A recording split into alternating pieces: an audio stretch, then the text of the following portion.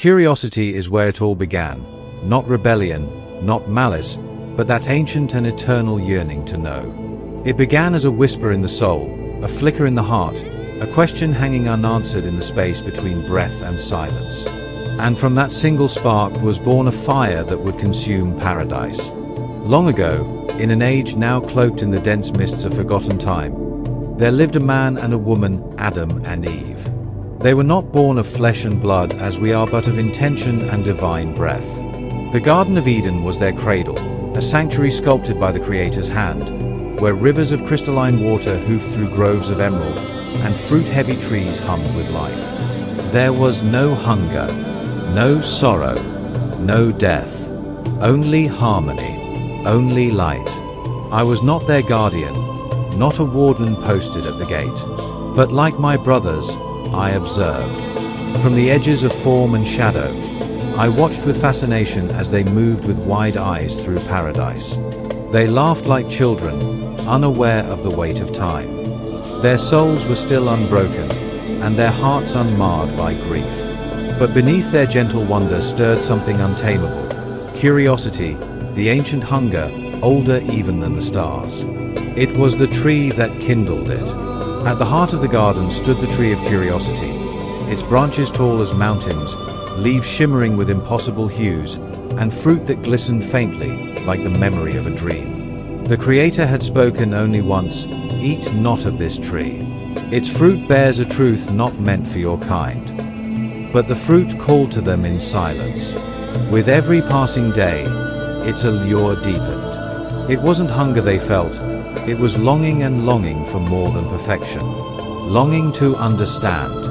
And so, one morning, as golden light filtered through the leaves, they approached the tree together. Hands entwined, hearts pounding, they reached up and plucked the fruit. The moment their teeth broke its skin, the garden itself seemed to cry out. Their eyes were opened, but not in triumph. They saw themselves for the first time, naked, vulnerable, mortal. They saw suffering where before there had been bliss, shadows where there had only been light. The world cracked beneath their feet, and the heavens wept. The punishment was not wrathful. It was necessary. They were cast out, no longer immortal, no longer sheltered. They emerged into a raw and unforgiving land, where the wind cut like knives and the earth bore its gifts only through sweat and blood. Eve changed first. While Adam clung to old instincts, Eve adapted. Her spirit, touched by that forbidden curiosity, began to seek again. She remembered the zeal of the garden, but she no longer mourned it. Instead, she braced herself against the cruel winds of a world not made for comfort. One night, as thunder rolled in endless waves across the desert sky, Eve found herself alone. The clouds churned like ink, and rain fell in torrents that drowned even the stones. She was heavy with child, her belly round with the first seed of humanity, Cain. The wind howled through the broken land, and Eve, desperate, knelt beside a bundle of sticks. She struck stone against stone, again and again. Sparks hissed and evaporated. Water poured from the heavens. The fire would not come. Her hands were numb. Her lips cracked. The rain soaked her attire and chilled her to the bone. She pressed her forehead to the earth, weeping, not just for the cold, but for the aloneness that settled over her like a shroud. Adam had gone days before, chasing prey beyond the horizon. She did not know if he would return. She crawled into the only shelter they had, a hollow dug into the side of a rocky dune, barely large enough to hold her.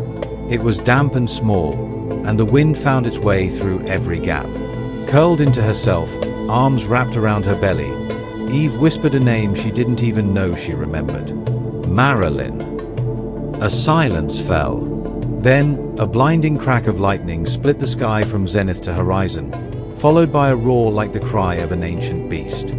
And from that divine rupture stepped a figure, tall, draped in robes that billowed like storm clouds, skin like burnished copper, eyes glowing with celestial fire. Marilyn. He was not an angel, nor demon. He was a god, born of the same ancient breath that once scattered the stars. He looked down at her, his face calm yet amused, and said with a crooked grin, "Eve, you look horrible." The storm bellowed, but his voice cut through it like sunlight through the fog. Eve reached toward him, not in fear, but in hope. Her fingers trembled. Her arms, scratched from the rocks and brambles, bore a wound that had begun to fester. Marilyn knelt beside her. With slow, reverent motion, he pressed his fingers to the earth and lifted a handful of sand. As he whispered words in a forgotten tongue, a red bug, no larger than a walnut, emerged from his ear, its body pulsing with power. He crushed it between his palms and smeared its glowing essence along her arm. "Lolo unkuno," he intoned, his voice deep and resonant. The wound disappeared. Not healed, undone, as though it had never been. Eve stared at her unblemished skin, awestruck. She looked at him with tear-filled eyes and begged, "Teach me." And he did. In the days and years that followed, Marilyn walked with Eve through the desert. By firelight and beneath starlit skies, he taught her the language of stone and air, the names of stars, the breath of rivers and fire. She learned to speak with the wind, to summon flame from ash, to mold the world not through force, but through understanding. She was no longer just Eve, the first woman. She became the first sorceress, the first whisperer of the elements. Where once Adam wandered for days to find game, now deer would walk calmly to their camp and lie at her feet. Crops grew wild in soil that had never known a seed. Storms parted at her word, and when Adam returned, wearied and empty-handed, he found his wife radiant, surrounded by abundance. "It is a gift," she told him with a smile, "a blessing from God," in their language. And Adam believed her. How could he not? She was divine to him, serene and luminous in a way that reminded him of Eden, and yet unlike anything he had known. He never asked again. Together they built their life, a union of flesh and flame, of mystery and simplicity. The world around them remained rugged and stormy, but within their circle there was magic. There was wonder. There was power. And it all began with a spark. Years passed like echoes, faint and stretched thin through the vast emptiness of the world beyond Eden. Where once Eve's magic had merely stirred the winds or summoned small beasts to her call, it now reached into deeper currents. Her connection with the unseen strengthened, her will carving new patterns into the bones of the earth itself. Her rituals became more intricate, candles mold from the fat of oxen she summoned at dusk, runes etched into polished stones, whispered incantations in languages not yet spoken by mortals. Every day at dawn, she raised her voice in praise and prayer to Marilyn, no longer just her teacher, but something greater. A guide, a father, a lord. And then she stopped, not all at once.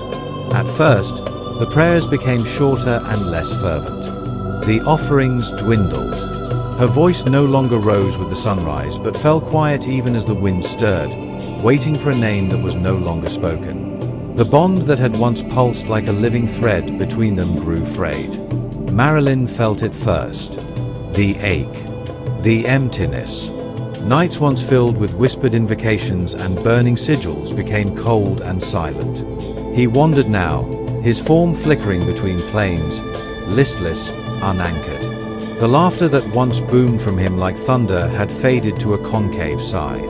His glowing eyes, once so full of celestial spark, now drifted blankly over the horizon. He called to her, not in anger, but in sorrow. Each cry rang out like a bell, unanswered and fading. Even I, silent observer, unseen brother, noticed the shift. The skies felt thinner. The winds carried tension like an unplayed string pulled taut. And Eve, once vibrant, once illuminated by curiosity and reverence, now carried herself with quiet calculation. She had grown powerful, yes, but her eyes no longer reached upward. They pierced forward into possibility. It was not merely magic that she practiced now. What Eve had discovered, or perhaps created, was a force we had never seen before. She called it Wugan. Where traditional magic bent natural law, Wugan reshaped it. It worked in silence, without ritual or command. It shifted probability, tilting the dice of fate, allowing Eve to move unseen by consequence. The winds did not rise because she asked. They rose because they should. Animals did not come because she summoned them. They came because the world had quietly arranged itself to favor her. It was divine mechanics corrupted by human desire, subtle, dangerous, unpredictable. And it terrified me. Marilyn, blinded by his bond to her, did not see the threat. He saw only her absence, not the shadow she was becoming. So I descended. The night was monstrous, as if the heavens themselves recoiled at what was unfolding. Rain fell in sheets, horizontal and sharp, cutting across the desert like the tearing of fabric. Yet as I approached their cave, no more than a hollow in the stone, I noticed something unnatural. The sand beneath the overhang was perfectly dry. A dome of untouched ground beneath a storm that tore at everything else. Inside, I found Adam, his face tense in restless sleep. His body twisted under a coarse blanket, lips muttering leftovers of dreams perhaps no longer his own. I could feel the static of manipulation clinging to him like cobwebs. He was no longer a man. He was a figure within Eve's design. Then she stirred. Eve turned her head slowly, her eyes already open before consciousness reached her. She felt me, not with her eyes, not even with her magic, with something more baritone, something that had begun to stretch beyond our understanding. She rose, slowly, gracefully, and faced me at the entrance of the cave, her silhouette backlit by the storm. I lifted my hand in greeting, not as a god, not as an enemy, as witness. She opened her mouth and spoke in a tongue so foreign even the desert held its breath. The sound twisted the air, reshaping it like smoke around a flame.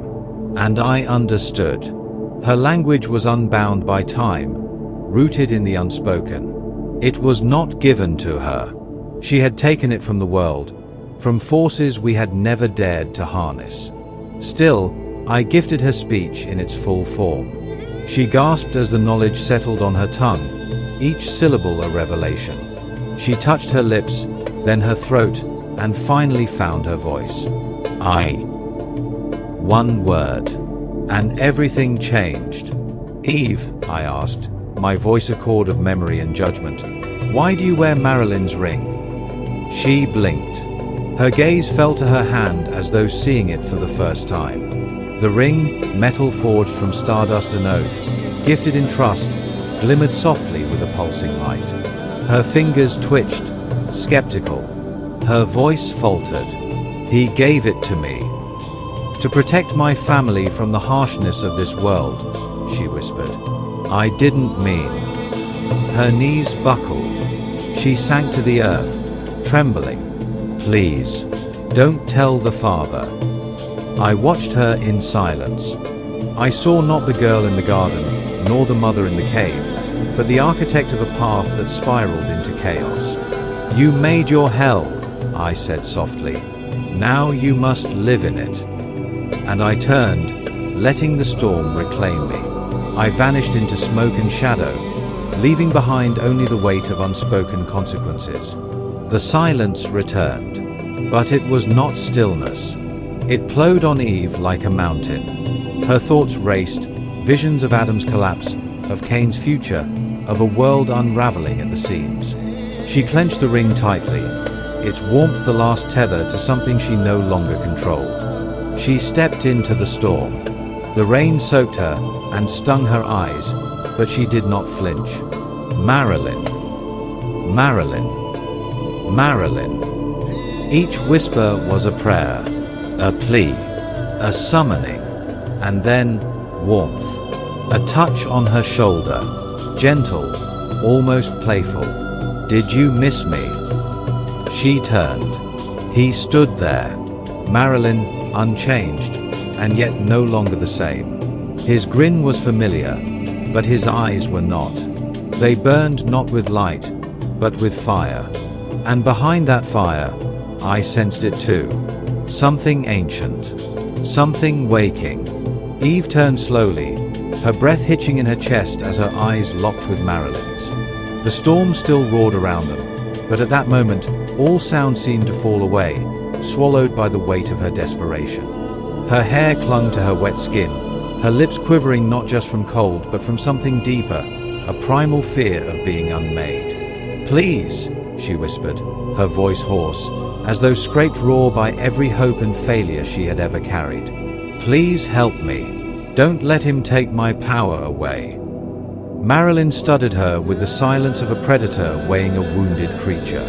Then, slowly, his mouth curved into a smile, smooth, deliberate, and utterly unreadable. It was not the warm grin of a friend returning. It was the smirk of something old and dangerous, contemplating a game too delicious to ignore. He stepped closer, the storm parting slightly around his figure, as if reluctant to touch him. "Of course, darling," he said at last, his voice coated with a velvet nefariousness, each syllable curling like smoke. "But you must understand, power does not come freely. You just stopped noticing the cost." He moved from behind her, his feet barely making a sound against the drenched earth, and settled cross-legged in front of her. The flicker of lightning revealed his face, serene, curious, almost tender. He reached out and took her trembling hand, his grip deceptively gentle, as if he held not flesh but the key to a universe poised on a blade's edge. "You're not just asking for protection," he said, lowering his voice to an intimate whisper. "You're asking to rewrite your fate, to eclipse what has already been written in the blood of God." Eve's breath caught, her fingers tightening around his. She could feel the rhythm of her heartbeat pulsing in her ears, matching the thrum of the storm above.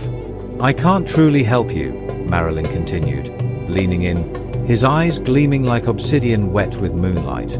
"But I know someone who might. The catch is, you may not like who they are." She leaned forward, curiosity sparking through the fog of fear. Her hunger for knowledge, once her doom, rose again in full force. "Who?" she asked. Marilyn's smile widened. "Lilith." He let the name hang in the air like thunder after a flash, vibrant, terrifying, undeniable. "Lilith," he repeated slowly, savoring each syllable. "The true first woman. Not made from Adam's rib. Not born of submission. She was molded from the same dust as he, equal in every way. But she rejected the garden. Rejected him. Rejected obedience. And so, she was cast out." Eve's eyes widened, a mixture of awe and unease dawning in her expression. Marilyn saw it, the unraveling of the tapestry she thought she understood. "She didn't flee into weakness," he continued, his voice almost reverent. "She fled into freedom, into the wild edges of the world where the Father's gaze grows thin. She learned the magic of deserts, shadows, and blood. She carved her name into the bones of night." He paused, then added with a dark grin, "You remind me of her." Eve looked down at her hand, still wrapped in his, and for the first time, she saw it not as her own, but as a vessel, a tool, a thread in someone else's design.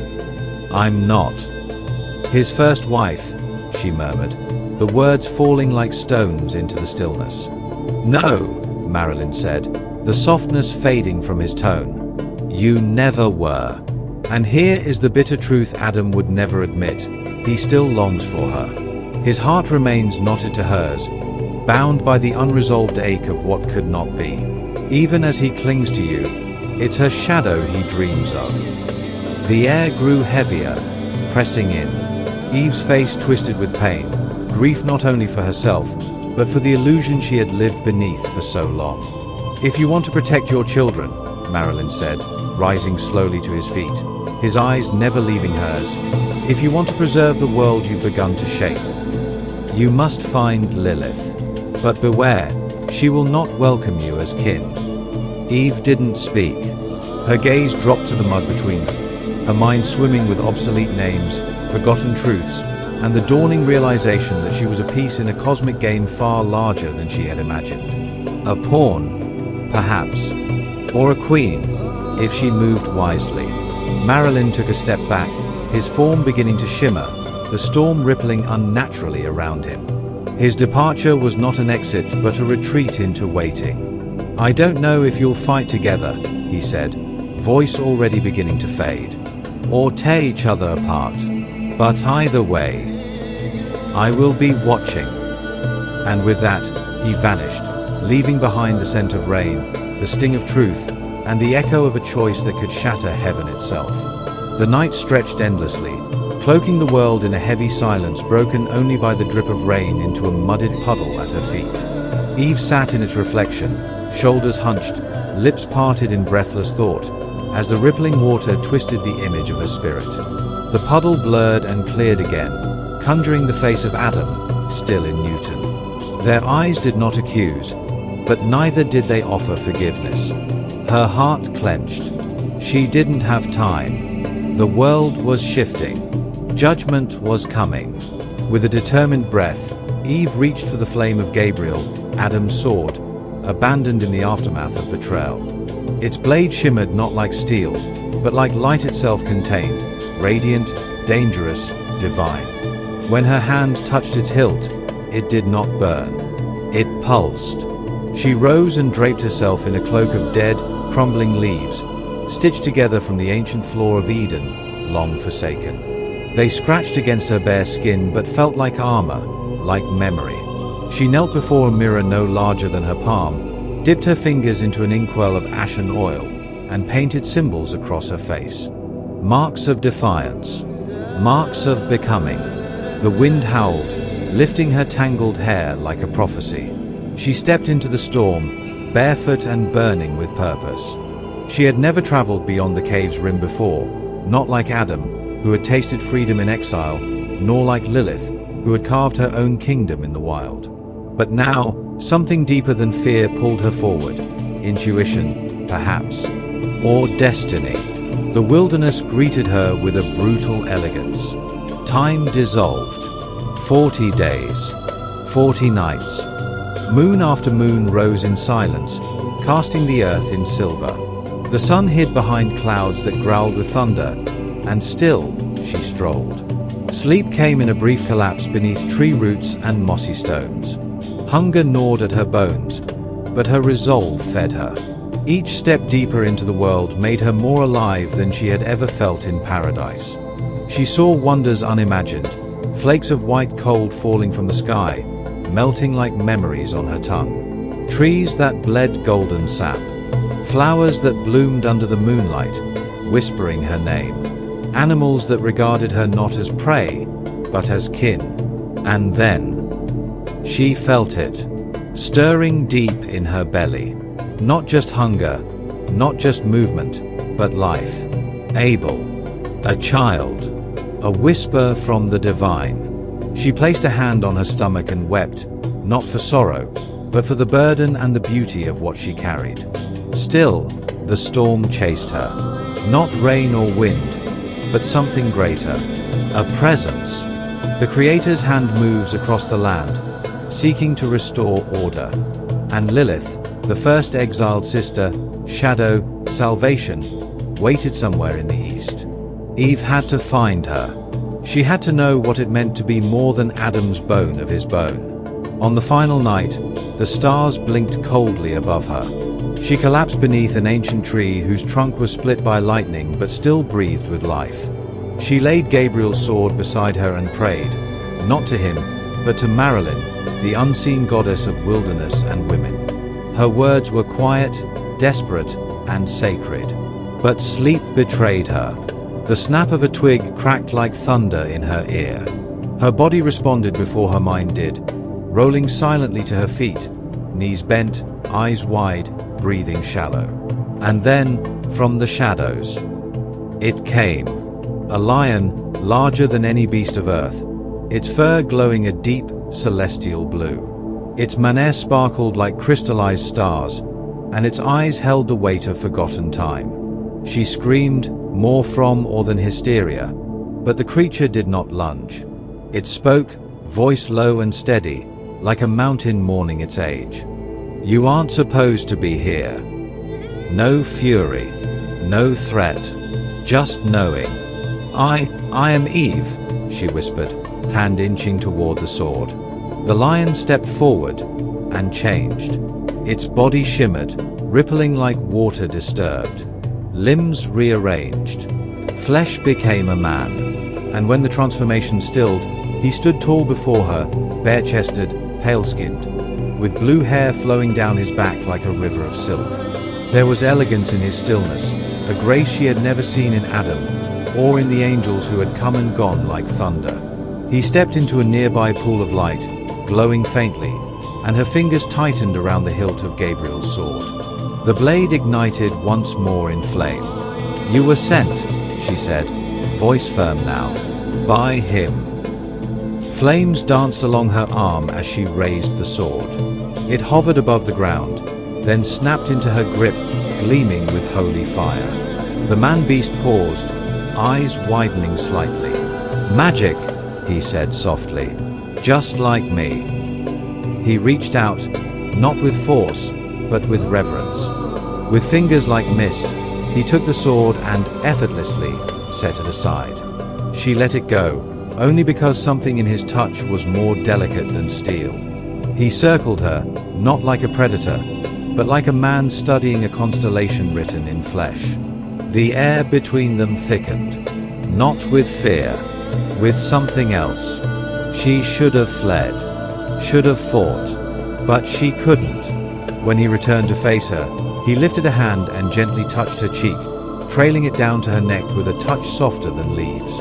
Her body trembled, not from cold, but recognition. His presence ignited something inside her, something old, something before Adam. You shouldn't be out here alone, he said, voice rich with wonder. Then, without warning, he pulled her close, arm wrapping around her waist in a motion that felt inevitable. Their bodies collided with a force that felt neither violent nor tender, only true. The forest disappeared. The storm quieted. And in that charged silence, as her breath caught and her pulse surged, Eve realized she was no longer running from something. She was running to something. As his lips brushed softly against her neck, a tremor ran through her, not of fear, but of something far more complex. Her mind whispered for her to stop him, to pull away, to remember who she was and who she had promised herself to. But her body leaned in. His kisses moved lower, each one warmer than the last, tracing a path down her collarbone, across the slope of her chest. She gasped as his mouth reached her breast, his tongue teasing, tasting, drawing circles that made her breath catch in her throat. It felt like he was locating something sacred. She arched into him, caught between resistance and surrender. When he picked her up and laid her down, the motion was rough, yet careful, like a storm that somehow knew exactly how not to break what it touched. There was heat between them, not just physical but something more primal. She didn't feel overpowered, she felt awakened. His hands moved with a grace she hadn't known a man could possess. As his fingers traced the inside of her thigh, her pulse quickened. The moment he touched her, it wasn't just sensation, it was a release, like something ancient inside her being remembered itself. Each slow, deliberate motion pulled her further away from everything she thought she knew, about pleasure, about herself, even about Adam. When he moved above her and entered her, it wasn't just physical, it was cosmic. Her body responded as if it had been waiting for this moment all her life. She wrapped her legs around him tightly, holding on not just to him, but to what she was becoming. In his arms, at that moment, she wasn't someone's partner or mother or mistake. She was whole. And in the stillness after, their bodies tangled and warm, she looked into his eyes and saw something she hadn't expected, gentleness, but also understanding. He didn't speak. He didn't have to. But guilt crept in like a shadow. Adam, the man who once made her laugh in Eden, the father of her child, the one she had built a life with, even if that life now felt like a shell of what it used to be. She thought of the other woman Adam had fallen for, and it hurt, but not enough to erase the guilt. She stared at the sky, wondering if this made her no better than him. But something inside her pushed back. No. She was not an instrument in a man's story. Not Adam's. Not this stranger's. She was her being, forged in pain, fire, and desire. Eve awakened slowly, the breath within her lungs shallow, rasping like wind through dry reeds. Her body lay flush against the frozen earth, her limbs stiffened by the unyielding cold. Dirt pressed into her skin, its texture coarse and ancient, grounding her in a reality that felt both alien and holy.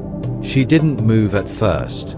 The warmth of memory still clung to her skin, the image of the man with the celestial blue hair, eyes like storms held in glass, and the way he had vanished like smoke before dawn. But she would not let herself dwell. Not now. That moment was a whisper, powerful, yes, but ephemeral. The world had not stopped spinning for magic or desire. Her purpose remained. With a groan low in her throat, she pushed herself upright, her fingers wrapping tightly around the hilt of Gabriel's sword. Its presence was no longer simply divine, it was hers now. The blade pulsed in her grip, humming faintly like a heartbeat in metal. Its heat was subtle but persistent, a counterpoint to the numbness in her hands. Snow had blanketed the earth in silence, soft and endless, like the hush that precedes morning. But beneath its deceptive softness, the ground was cruel and unrelenting, offering no solace. She stood, swaying slightly, and faced the north. The path to the Rocky Mountains stretched before her, vast, white, uninterested. Each step forward felt like dragging the weight of her entire bloodline behind her. The snow clung to her calves, slowing her down. Her breath turned to vapor in the air, clouds of warmth quickly claimed by the chill. Her legs ached. Her joints screamed. Her body, already battered by storms both celestial and personal, protested with every movement. But she did not stop. The mountains loomed in the distance like ancient gods asleep beneath the sky, their jagged peaks shrouded in mist and mystery. That was where her soul pointed her. That was where Lilith waited, or perhaps where the truth about herself would finally be revealed. Yet, as she climbed, a shadow took root within her chest. It was not the mountain that frightened her, nor the frigid air that sliced through her clothes like knives. It was the creeping sense that something else was watching. Something old. Something buried in the bone. The wind rose suddenly, transforming into a living force that lashed against her body.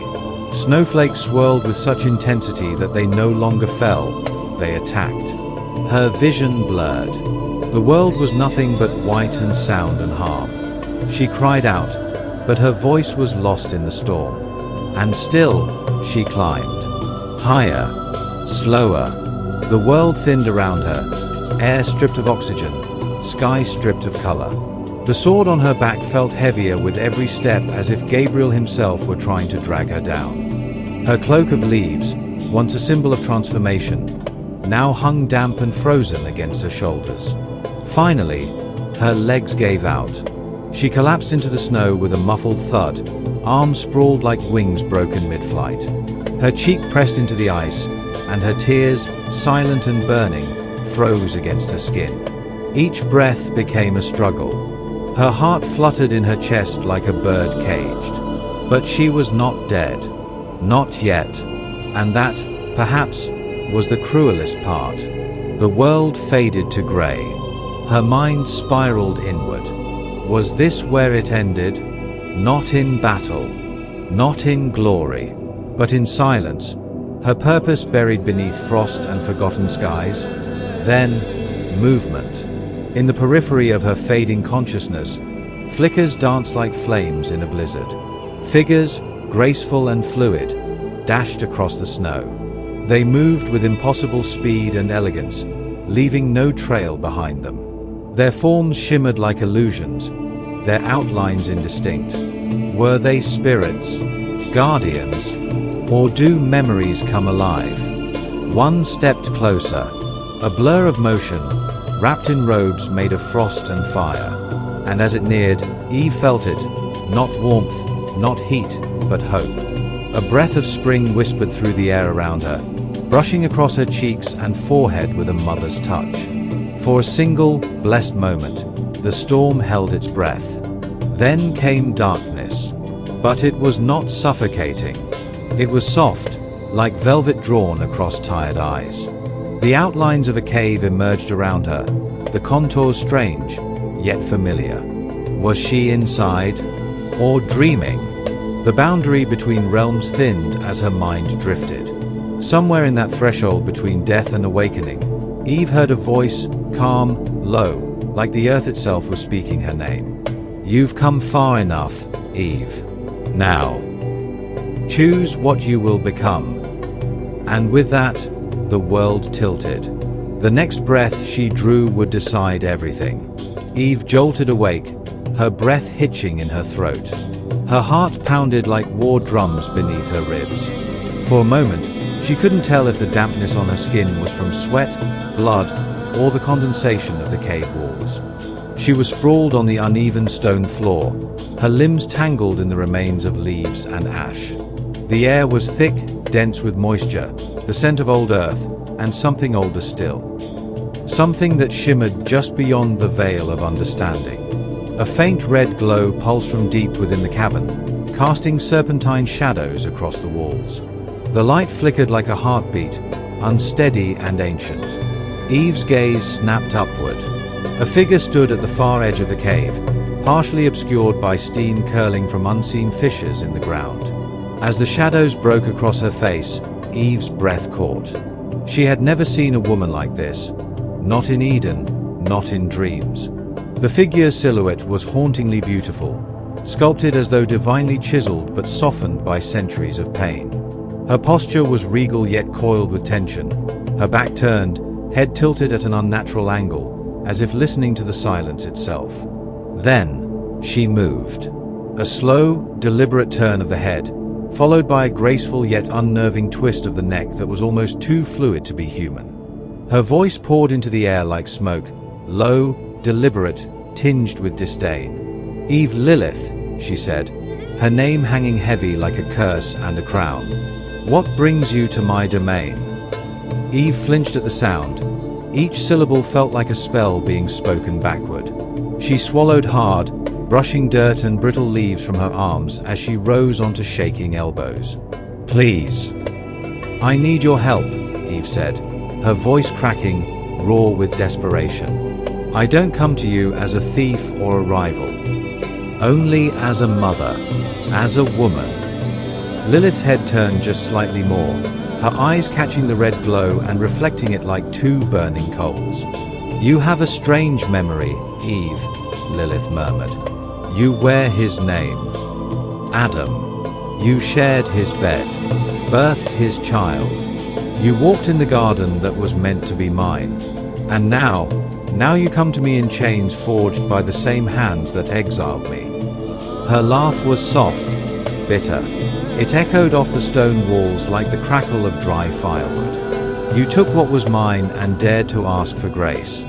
Eve bowed her head, heat rushing to her cheeks, not from shame, but from recognition. She did not protest, could not.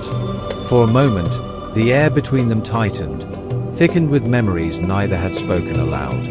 Then, Maryland sent me, Eve whispered. At the name, Lilith went still. Her body did not move, but her energy shifted. The flickering shadows across the walls deepened. The steam ceased to rise. That coward still hides behind fate and prophecy, Lilith said at last, spitting the words like venom. Still moving pieces on a board he pretends not to own. He wants you to become what he forbade me to be. Eve stood, shaky but firm.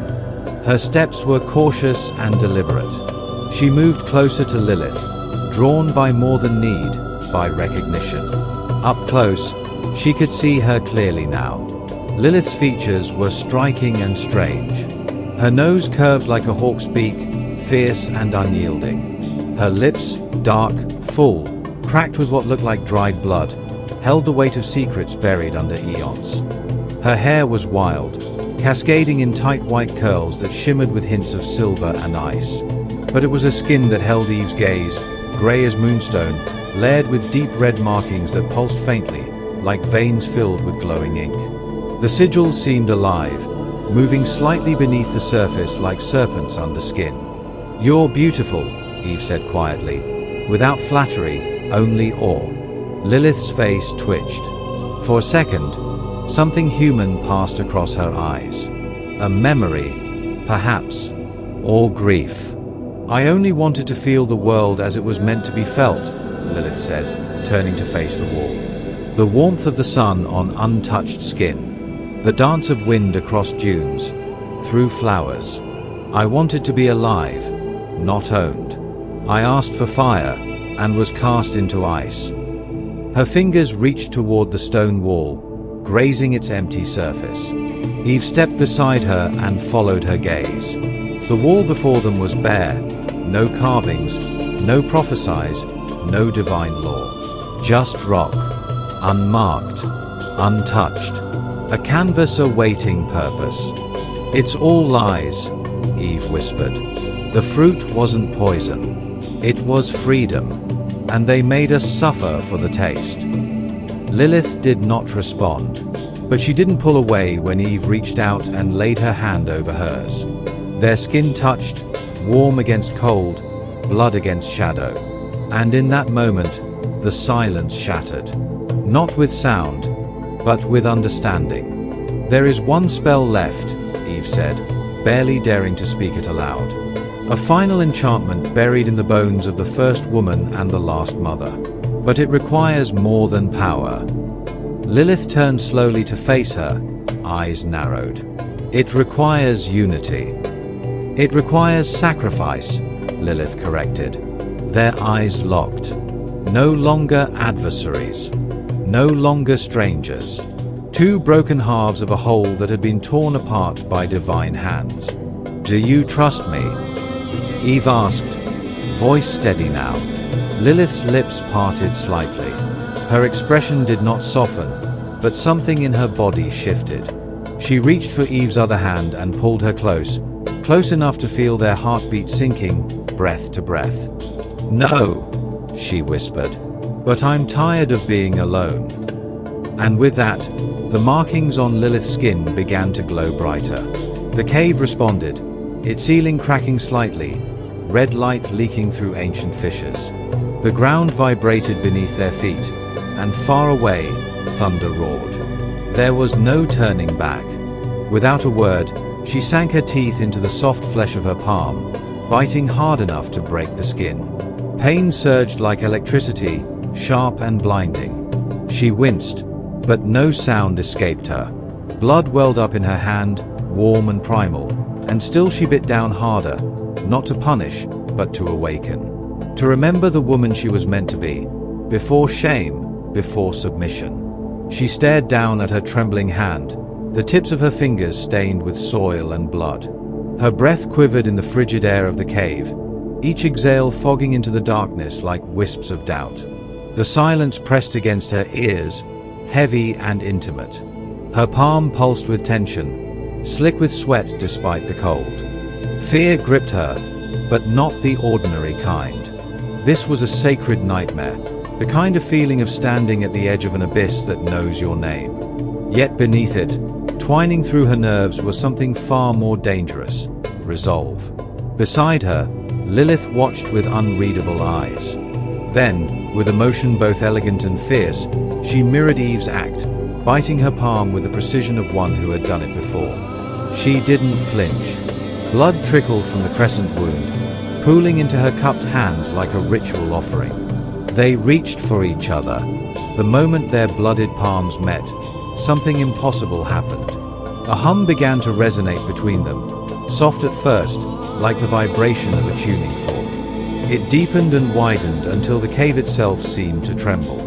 A pulse of energy burst from their conjoined hands, a wave that washed through the rock walls, the roots of the earth, the marrow of creation. Then, darkness. Their knees buckled as one. The breath left their lungs. The sword of Gabriel, laid at Eve's side, flickered with red light before going dark. They collapsed, bodies falling together, tangled like roots beneath the soil, arms and legs intertwining as though they had always belonged that way. Their fingers, once separate, fused. Their chests rose and fell in unison, slower, deeper, as if the two rhythms had become one. Their skin began to ripple and stretch, glowing faintly, as if the very cells of their bodies were rearranging. The fusion was not crude, it was poetic, like two notes being drawn into perfect harmony.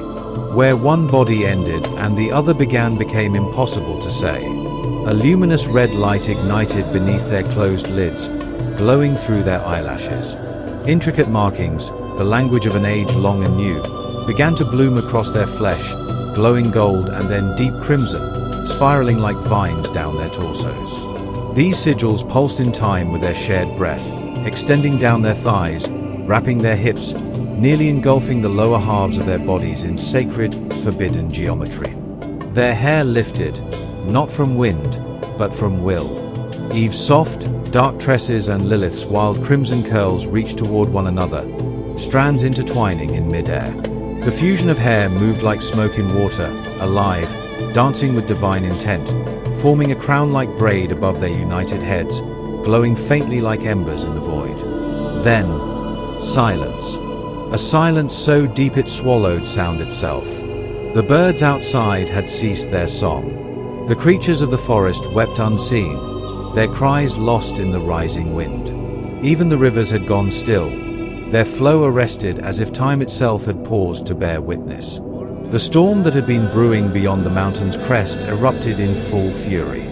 Clouds churned like black oceans overhead, tendrils of lightning threading the sky. The wind roared as though mourning, tearing through trees and mountainside alike. And I fell. The ground beneath me gave way, or perhaps I was simply pulled. The sky spun as I tumbled down the mountainside, the cold slicing through me, breath ripped from my lungs by a wind no longer natural. Snowflakes lashed against my cheeks like shattered glass, and yet I pushed on, drawn to the cave like a moth to an apocalyptic flame. Inside, I found not Eve, not Lilith, but something else. A singular, divine monstrosity sprawled in the center of the stone floor. The air in the cave tasted of blood and lightning. The being lay coiled like a serpent, yet shaped like a goddess. From the waist down, its form was a fusion of sinuous muscle and divine light, the skin shimmering with inscriptions too unknown for language.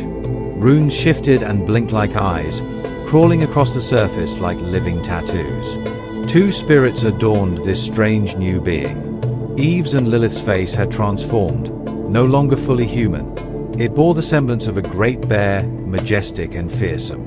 Only the burn of two incandescent eyes, vast, knowing, terrible. I could not move, could not breathe. Then, they rose.